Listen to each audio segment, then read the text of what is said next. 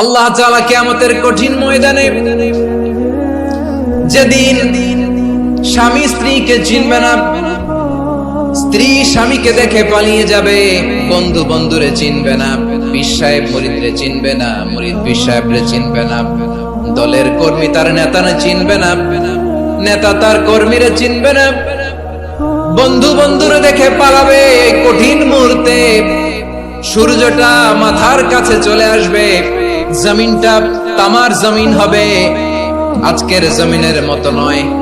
মানুষ ঘর্মাক্ত, ক্লান্ত, শ্রান্ত মাথার মগজগুলো কানের ছিদ্র আর নাকের ছিদ্র দিয়ে বেয়ে বেয়ে পড়বে। বিশ্বনবী ফরমান, কিয়ামতের ওই কঠিন ময়দানে 7 শ্রেণীর ব্যক্তিকে রব্বুল আলামিন তার আরশের নিচে ছায়া দিবেন। তার মধ্যে প্রথম শ্রেণীর ব্যক্তি হলো ইমামুন আদিল, যে ইনসাফের সাথে বিচার করে, যে জাস্টিস সমাজে সার্ভ করে, যে সুশাসন নিশ্চিত করে, ওই ইমামুন আদিল। আদিল শব্দটা বুঝছেন না? ইন্নাল্লাহা ইয়া'মুরু বিল আদল, পাইছেন? আদিল। 7 শ্রেণীর ব্যক্তিকে আল্লাহ তাআলা সুশীতল আরশের নিচে ছায়া দিবেন, যেদিন তার দেয়া ছায়া ছাড়া কোনো ছায়া থাকবে না। এর প্রথম হচ্ছে ইমামুন আদিল, ন্যায়পরায়ণ শাসক। চিল্লায় বলেন সুবহানাল্লাহ। আবার বিশ্বনবী বললেন, ইন্নাল মুকসিতিনা ইনদাল্লাহি আলা মানাবিরা মিন নূর আন ইয়ামিনির রহমান। কিয়ামতের দিন যারা ন্যায় পরায়ণ হিসেবে আল্লাহর সামনে দাঁড়াবে, কিয়ামতের দিন রব্বুল আলামিন তার আরশের ডান দিকে ওই ন্যায় পরায়ণ লোকদের জন্য আরশের ডান দিকে একটা নূরের মিম্বারে তাদেরকে বসার সুযোগ করে দিবে। আল্লাহর আরশের ডান দিকে ন্যায় পরায়ণ লোকদের জন্য আল্লাহ তাআলা নূরের মিম্বার বানাবে।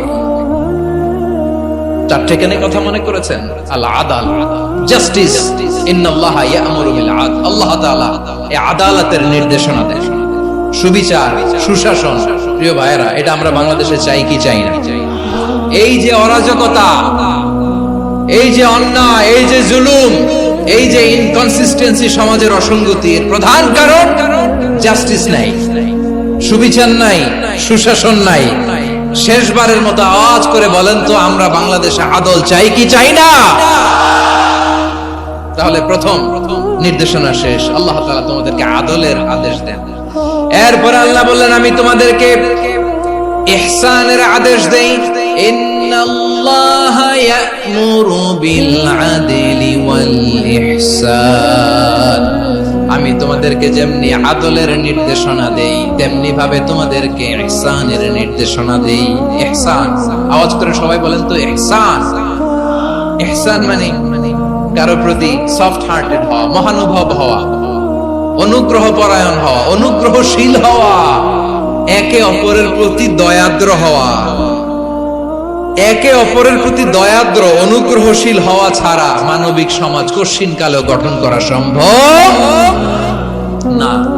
প্রিয় ভাইরা, সুন্দর আচরণ দিয়ে, ইহসান দিয়ে যা জয় করা যায়, নরম আচরণ দিয়ে যেটা অর্জন করা যায়, কঠোরতা দিয়ে সেটা পারা যায় না। বিষ্ণু ঈসা ইসলাম ইহসান দিয়ে, কোমল আচরণ দিয়ে, তার অনুগ্রহ দিয়ে তিনি অনেক কাফিরের হৃদয়কে জয় করে ফেলেছেন। সাইয়েদনা সুমামা ইবনে উসাল রাদিয়াল্লাহু তাআলা আনহুর কথা মনে পড়ে যায়। তিনি ছিলেন ইয়ামামার বাদশা।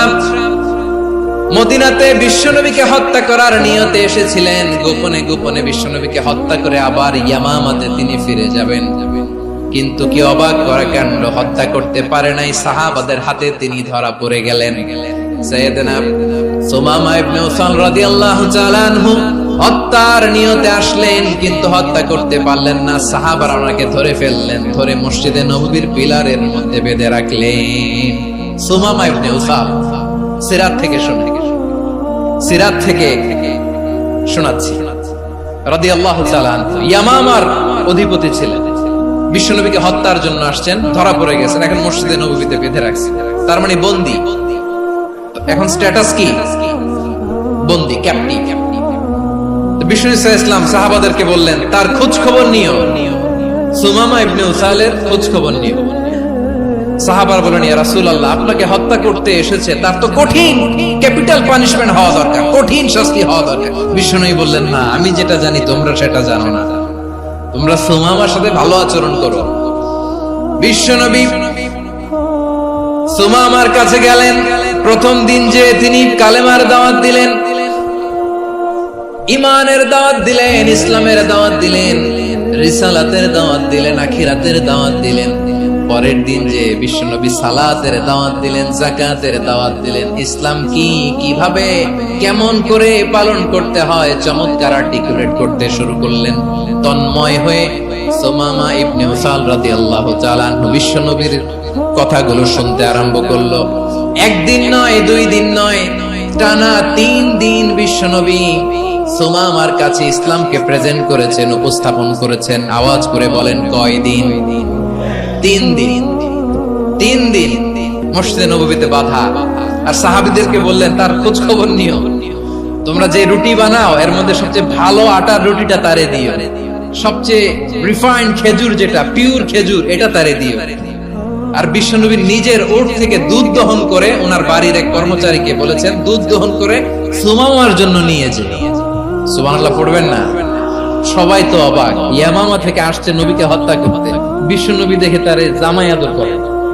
1 দিন নয়, 2 দিন নয়, টানা 3 দিন বিশ্বনবী এভাবে সুমামার কাছে যেয়ে যে ইসলামকে প্রেজেন্ট করতে আরম্ভ করলেন, ইসলামকে উপস্থাপন করতে শুরু করলেন। আর তাকে চমৎকার এন্টারটেইনমেন্ট, আপ্যায়ন দিতে আরম্ভ করলেন। টানা 3 দিন যখন ইসলামের দ্য বিউটিজ অফ ইসলাম, ইসলামের সুমহান বাণী, সৌন্দর্য তার কাছে উপস্থাপন শেষ, তাকে আপ্যায়ন শেষ, বিশ্বনবী বললেন সাহাবাদেরকে, যাও এবার সুমামার হাতের পায়ের রশি দুটো খুলে দাও। সাহাবারা তর্ক জুড়ে দিলেন, লা ইয়া রাসূলুল্লাহ, এমনটা করবেন না, তো ভয়ঙ্কর ভয়ঙ্কর খুনি, কি জানি কি হয়ে যায়। বিশ্বনবী বললেন, না, তার হাতে পায়ের রশিগুলো খুলে দাও। সাহাবারা বিশ্বনবীর কথা মতো তার হাতে পায়ের রশিগুলো খুলে দিল। সুমামা মুহূর্তের মধ্যে মসজিদে নববী থেকে বের হয়, ইয়ামামায় ফিরে না যে মসজিদে নববীর পাশে একটা খেজুর বাগান ছিল, সেখানে চলে গেলেন। সেখানে একটা ছোট্ট কুয়া ছিল, কুয়ার পানি দিয়ে তিনি গোসল করলেন। সুবহানাল্লাহ পড়েন। কুয়ার পানি দিয়ে গোসল করে মসজিদে নববীর সামনে এসে বিশ্বনবী এবং সাহাবাদের সামনে দাঁড়িয়ে সাব্বাবা উঁচু করে বললেন, আশহাদু আল্লা ইলাহা ইল্লাল্লাহ ওয়া আশহাদু আন্না মুহাম্মাদান আবদুহু ওয়া রাসূলুহু। আমি সাক্ষ্য দিচ্ছি আল্লাহ ছাড়া কোনো ইলাহ নাই, আর মুহাম্মদ আল্লাহ তাআলার প্রেরিত বান্দা এবং রাসূল। প্রিয় ভাইরা, ইহসান দিয়ে যা জয় করা যায়, কঠোরতা দিয়ে সেটা কঠিন কালেও জয় করা যায় না। আওয়াজ করে বলেন, ঠিক কি না? এবার সুমামা দাঁড়িয়ে বলে, ওগো নবী, আমি তো কালিমা পড়ে মুসলমান হয়ে গেলাম, এবার শোনেন, এই মুহূর্তের আগে আপনার চেহারার চাইতে নিকৃষ্ট কোনো চেহারা আমার কাছে ছিল না, কিন্তু শাহাদা পাঠ করার পরে আপনার চেহারার চাইতে উত্তম শ্রেষ্ঠ কোনো চেহারা আমার কাছে আর নাই। ও নবী, আজকের দিনের আগে ইসলাম ধর্মের চেয়ে নিকৃষ্ট অপছন্দনীয় কোনো ধর্ম আমার কাছে ছিল না, কিন্তু এই মুহূর্ত থেকে ইসলামের চেয়ে সেরা শ্রেষ্ঠ পছন্দনীয় কোনো ধর্ম আমার কাছে নাই। নবী গো, আজকের দিনের আগে মদিনার চাইতে অপছন্দনীয় নিকৃষ্ট কোনো শহর আমার কাছে ছিল না, কিন্তু এই মুহূর্তের পর থেকে মদিনার চাইতে কোনো শ্রেষ্ঠ শহর আমার জানা নাই। সে ছিল গমের বড় ডিলার, গম বেচতো। কি বেচতো? তার গম কিনে মক্কার লোকেরা রুটি খাইতো। সে ঘোষণা দিল, আজকে থেকে মক্কাবাসীদের জন্য সব গম আমি হারাম করে দিলাম, মক্কাবাসী এখন না খেয়ে মরে। সুবহানাল্লাহ পড়বেন না? মক্কাবাসী বিশ্বনবীর কাছে আসলেন, এসে বললেন, মুহাম্মদ, আমরা তো তোমার ভাই, তোমার চাচা, তোমার ভাতিজা, তোমার আত্মীয়, তুমি সুমামারে বলো সে যেন আবার গমের সাপ্লাই মক্কার জন্য অনুমতি দিয়ে দেয়। বিশ্বনবীর অনুমতি ক্রমে সুমামা আবার মক্কাতে গম পাঠাতে শুরু করলো। পড়েন সুবহানাল্লাহ। ইহসান, ইহসান দিয়ে আপনি যেটা জয় করতে পারবেন, you can win the heart of your enemies. ইহসান দিয়ে আপনি আপনার শত্রুর হৃদয়কে জয় করতে পারবেন। এজন্য আল্লাহ বললেন, وأنفقوا في سبيل الله ولا تلقوا بأيديكم إلى التهلكة وأحسنوا إن الله يحب المحسنين তোমরা আল্লাহর রাস্তায় দান করবে আর নিজেরা নিজেদেরকে ধ্বংসের হাতে ঠেলে দিও না। তোমরা একে অপরের প্রতি ইহসান করবে, কারণ ইহসানকারীদেরকে আল্লাহ বড্ড ভালোবাসেন। সুবহানাল্লাহ পড়েন। আবার সূরা রহমানে আল্লাহ বললেন, হাল জাযাউল ইহসানি ইল্লাল ইহসান ফাবিআইয়ি আলা, সবাই পড়েন, ফাবিআইয়ি আলাই রাব্বিকুমা তুকাযযিবান। ইহসানের প্রতিদান হিসেবে ইহসানি হয়। বিশ্বনবী সুমামার প্রতি যেমন ইহসান করেছেন, সুমামাও ঠিক তেমন ইহসান ফিরিয়ে দিয়েছে। ঠিক কিনা বলেন? তাহলে এক নম্বরে হচ্ছে আদ, ন্যায় বিচার। দুই নম্বরে সবাই বলেন ইহসান, সদাচরণ। ইহসান দুই ধরনের প্রিয় ভাইরা, ইহসান ফিল ইবাদা, ইহসান ফিল মুআমালা। ইহসান ফিল ইবাদা হচ্ছে একাগ্র অনুভবে ইবাদতে ডুব দেওয়া, এর নাম ইবাদতের ইহসান। সুবহানাল্লাহ পড়ুন। বিশ্বনবী বলেন ইহসান মানে কি জানো নাকি? হাদিসে জিবরিলে সাইয়েদনা জিবরিল আলাইহিস সালাম বিশ্বনবীকে বললেন, আখবিরনি আনিল ইহসান। নবী আমাদেরকে বলেন ইহসান মানে কি? বিশ্বনবী বললেন, আনতা আবুদাল্লাহ কাআন্নাকা তারাহু ফাইন লাম তাকুন তারাহু ফাইন্নাহু ইয়ারাক। ইহসান মানে হলো এমন ভাবে তুমি আল্লাহর সামনে নিজেকে উজাড় করে ইবাদত করবে, তুমি ভাববে তুমি আল্লাহকে দেখতে পাচ্ছ। আর এটা যদি ভাবা তোমার জন্য কঠিন হয়ে যায়, অন্তত এতটুকু তুমি ভাববা যে আল্লাহ তোমাকে দেখতে পাচ্ছেন। ঠিক কিনা বলেন? ও আমার বীর চট্টলার ভাইয়েরা, কেউ যেটা দেখে না সেটা দেখে কে? এই বিশ্বাস হৃদয়ের মধ্যে আছে? নামাজে যখন দাঁড়ান এই ফিলিংসটা আনা যাবে? এসা পর্যন্ত যে আমরা হায়াত পাবো কোনো গ্যারান্টি আছে? সবাই আওয়াজ করে বলেন, গ্যারান্টি আছে? গ্যারান্টি নাই। এজন্য বিষ্ণু ইসলাম বলেছে এমন ভাবে নামাজে দাঁড়াও, ইবাদত করো, মনে করো হতে পারে এটাই আমার জীবনের শেষ নামাজ। Perform the Salah as if this is your last and final prayer। এমন ভাবে সালাতে দাঁড়াও, ভাবো হতে পারে এটাই তোমার জীবনের শেষ নামাজ। এমন ভাবে নামাজে দাঁড়াও, ভাবো এটাই শেষ নামাজ। তাহলে নামাজে একাগ্রতা বাড়ায় দিবে কে? ফলে ইবাদতের ইহসান আমাদের অর্জিত হবে।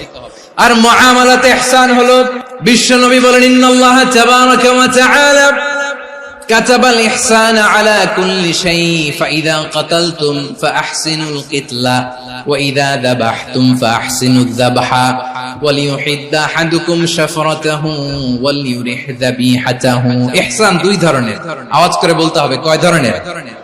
একটা হচ্ছে ইহসান ফিল ইবাদা, ইবাদতে ইহসান। ইবাদতে ইহসান কি? একাগ্র অনুভব দিয়ে ইবাদত করা, মন প্রাণ দিয়ে ইবাদত করা। আর মুআমালাতে ইহসান কি? সব কাজে, দৈনন্দিন কাজে, কর্মে, সামাজিক অ্যাক্টিভিটিতে কোমলতা প্রদর্শন করা, অনুগ্রহের সাথে সবকিছু করা। আল্লাহ তাআলা ইন্নাল্লাহ তাবারাকা ওয়া তাআলা কাতাবাল ইহসানা আলা কুল্লি শাই, তিনি সবকিছুর ব্যাপারে ইহসানকে আবশ্যক করেছেন। সবকিছু, মুমিনের সব কাজে ইহসানের পরশ থাকবে। ওয়া ইযা কাতালতুম ফাহসিনুল কিতলা, বিষ্ণুই বলেন তুমি যখন কাউকে হত্যা করো ইহসানের সাথে করো। সুবহানাল্লাহ পড়বেন না? যখন হত্যা করো তখনও ইহসানের সাথে। আচ্ছা হত্যা করবো আবার ইহসান আসবে করতে, করে তো মেরেই ফেলবো আমি। আল্লাহ, ও ভাই একজন খুন করেছে, খুনি, রাষ্ট্রীয় আইনে তার শাস্তি হয়েছে ডেথ পেনাল্টি, মৃত্যুদণ্ড। এখন মৃত্যুদণ্ড দেখে আপনি যেমনি মন চায় তেমনি মারবেন লোকটারে? ওর নাক কেটে ফেলতে পারবেন? ওর কান কাটতে পারবেন? ওর চোখ উপড়ে ফেলতে পারবেন আপনি? যেমন মন চায় তার অঙ্গহানি করা যাবে না। ইহসানের সাথে তাকে হত্যা করো। সুবহানাল্লাহ, this is Islam, this is the true essence of Islam. ওয়া ইযা যাবাহতুম ফাহসিনু যাবহা, যখন জবাই করবে তখনও ইহসানের সাথে জবাই করো। করব জবাই, ওইখানেও নাকি ইহসান। আচ্ছা কুরবানির দিন আমরা পশুগুলোরে কি করি বলেন সবাই আওয়াজ করে? জবাই। জবাই মানে তো এটারে মেরেই ফেলতেছি, একটু পরে তো টুকরো টুকরো করে গোশতগুলো খাবো, এটা তো খাবো, এটা তো মেরেই ফেলবো। বিষ্ণু বলে না, জবের মধ্যেও মুমিনের জবের ভেতরেও ইহসানের পরশ থাকা চাই। যখন জবাই করবে প্রাণীটাকে হাত পা টাইট করে বেঁধে নাও, ছুরিটাকে শার্পেন করে নাও, ধারালো করে নাও, যাতে অল্প সময়ে জবাইটা হয়ে যায়, প্রাণীটা যাতে কম কষ্ট পায়। সুবহানাল্লাহ পড়ে। দিস ইজ কল্ড ইহসান। আল্লাহ তাআলা যেমনি আদলের আদেশ করেছেন, ন্যায় বিচার, জাস্টিস এনশিওর করতে বলেছেন, সমাজে ইহসানের ব্যবহার, ইহসানের অনুশীলন তিনি করতে বলেছেন। এজন্য মুমিনের প্রতিটি কাজে, আমার চট্টগ্রামের ভাইরা আমার দিকে তাকান, খেয়াল করে শুনুন, মুমিন জীবনের প্রতিটি কাজে ইহসানের পরশ থাকা চাই। আমরা যেন আমাদের পরিবারের প্রতি ইহসান করি, আমরা যেন আমাদের কর্মচারীদের প্রতি ইহসান করি, আমরা যেন আমাদের কলিগদের প্রতি ইহসান করি, আমরা যেন আমাদের ভাইদের প্রতি ইহসান করি। মুমিন জীবনের প্রতি কাজে ইহসানের পরশ থাকার দরকার আছে না নাই? কথা বুঝতে পেরেছেন? তাহলে আল্লাহ তাআলার তিনটা আদেশ ছিল, কয়টা গেল? প্রথমে কি ছিল? আদল। 2 নম্বরে, 3 নম্বরে রব্বুল আলামিন বললেন ওয়া ইতাইযিল কুরবা, নিকটাত্মীয়দেরকে দান করো, নিকট আত্মীয়দেরকে দাও, যারা তোমাদের ব্লাড কানেকশনের আত্মীয় তাদেরকে তোমরা দাও। এখানে জেনারেলি বললেন দাও, কি দিব সেটা তিনি এখানে বলেন নাই, সেটা তিনি সূরাতুল ইসরার মধ্যে বলেছেন। আল্লাহ বলেন ওয়া আতিযাল কুরবা হাক্কাহ, নিকট আত্মীয়দেরকে তাদের অধিকার, তাদের প্রাপ্য তোমরা বুঝিয়ে দাও। দেখেন, একটা শান্তির সমাজ, একটা সমৃদ্ধ সমাজ, একটা মানবিক সমাজ গঠনের জন্য আল্লাহ তাআলা বেশি না, মাত্র 3টা অর্ডার, 3টা ভার্ডিক্ট তিনি জারি করেছেন। 1 নাম্বার সুশাসন, ন্যায় বিচার। 2 নাম্বার ইহসান। 3 নাম্বার নিকটাত্মীয়, যারা কাছের, তোমার ভেরি ক্লোজ রিলেশনশিপে আছে, তাদেরকে দাও। দাও, দিলে বাড়িয়ে দেয় কে? অনেকে দিতে চায় না, কৃপণতা করে। দিলে বাড়ায় দেয় কে? ওমিয়া মদিনার মধ্যে সবচাইতে গরিব সাহাবী ছিল বেলাল রাদিয়াল্লাহু তাআলা আনহু। ওনার এন্টায়ার অ্যাসেট, সম্পদের পরিমাণ কতদূর জানেন? একটা লুঙ্গি। বেলাল রাদিয়াল্লাহু তাআলা আনহু, ওনার টোটাল ওয়েলথের এস্টিমেশন হচ্ছে মাত্র একটা লুঙ্গি। একটা লুঙ্গি, টোটাল ওয়েলথ এস্টিমেশন, টোটাল সম্পদের পরিমাণ বেলাল রাদিয়াল্লাহু তাআলা আনহুর কি ছিল? ওই বেলাল রাদিয়াল্লাহু তাআলা আনহুকে বিষ্ণু ইসলাম বলেছেন, আনফিক ইয়া বেলাল, ও বেলাল তুমিও দাও। ওয়ালা তাখশা মিন যিল আরশি ইখলালা, আরশের অধিপতির তো কোনো ঘাটতি নাই, তুমি দিলে ওই আল্লাহ তোমারে বাড়ায় দিবে। এজন্য আমার প্রিয় ভাইয়েরা, দিলে কমে না, দিলে বাড়ে। অনেকে ধরে রাখে, নতুন কিছু নিতে পারে না, হাত দিয়ে যেটা ধরে রেখেছেন এটা দিয়ে দেন, বড় একটা ধরার সুযোগ পাবেন। জোরে বলেন ঠিক কিনা? রব্বুল আলামিন বললেন 3 নাম্বার আদেশ হলো তোমাদের প্রতি সমাজটারে কেমন করে মানবিক সমাজ, সুন্দর সমাজ গড়বা। 3 নাম্বার আদেশ হলো ওয়া আতিযাল কুরবা হাক্কা, নিকটাত্মীয়দেরকে তাদের প্রাপ্য বুঝিয়ে দাও। এই নিকটাত্মীয়দেরকে তাদের অধিকার বুঝিয়ে দেওয়া, প্রাপ্য বুঝিয়ে দেওয়াতে আমাদের গাফলতি আছে না নাই? অনেকে দেখবেন অনেক আল্লাহওয়ালা, তাহাজ্জুদ গুজার, সেজদা দিতে দিতে কপালে কালো দাগ ফেলে দিছে, সে তার বোনের হকটা আদায় করে নাই, আছে না নাই? অনেক বড় হাজী সাহেব, বিশাল লম্বা দাড়ি, ছেলেরে সব দিয়ে দিছে, মেয়েরে কিছু দেয় নাই, মেয়ের হক আদায় করে নাই, আছে না নাই? এই হাজী সাহেবেরা, এই আল্লাহওয়ালারা কিয়ামতের ময়দানে আটকে যাবে। আপনি অন্যের অধিকার নষ্ট করেছেন, তাদের রাইটস কে ভায়োলেট করেছেন। এজন্য আল্লাহ তাআলা বলেন, কারো অধিকার যদি কেউ নষ্ট করে, ওই সমাজটা মানবিক সমাজ কঠিনকালেও হতে পারে না। এজন্য 3 নম্বর আল্লাহ বললেন ওয়া ইতাইযিল কুরবা, নিকটাত্মীয়দেরকে দাও। কি দিবা? তাদের অধিকার দিয়ে দাও। বোনের অধিকার বুঝিয়ে দাও, মেয়ের অধিকার বুঝিয়ে দাও, ফুফুর অধিকার বুঝিয়ে দাও। দেখবেন অনেক মায়েরা ছেলের পাতে মুরগির রান দেয়, মেয়ের পাতে দেয় মুরগির ঠ্যাং। তো মেয়ের কি মুরগির রান খেতে মনে চায় না? মনে চায় না? এমনটা করা যাবে না। নিকটাত্মীয়দেরকে অধিকার দিয়ে দাও, নিকটাত্মীয়ের সাথে সুসম্পর্ক রাখো। আদেশটা কার? এজন্য প্রিয় ভাইয়েরা, জীবনে যদি বারাকা অর্জন করতে চান, নিকট আত্মীয়দের সাথে সুসম্পর্ক রাখতে হবে, তাদের জন্য উপহার পাঠাতে হবে। বিশ্বনবী বলেন, লা ইয়াদখুলুল জান্নাতা কাতে, যে ব্যক্তি আত্মীয়তার সম্পর্ককে ছিন্ন করে দেয়, সে কশিন কালেও আল্লাহর জান্নাতে ঢুকবে না। আপনি কি এটারে সহজ হাদিস মনে করছেন? এটা সহজ কথা? আপনি ভাবছেন আপনার নামাজ আপনার বাঁচাতে পারবে, আপনার রোজা বাঁচাতে পারবে, আপনার তাহাজ্জুদ আপনারে বাঁচাতে পারবে? অধিকার নষ্ট করলে কিছুই আপনারে বাঁচাতে পারবে না। এজন্য নিকট আত্মীয়দেরকে দিতে হবে বেশি বেশি। বিশ্বনবী বলেন,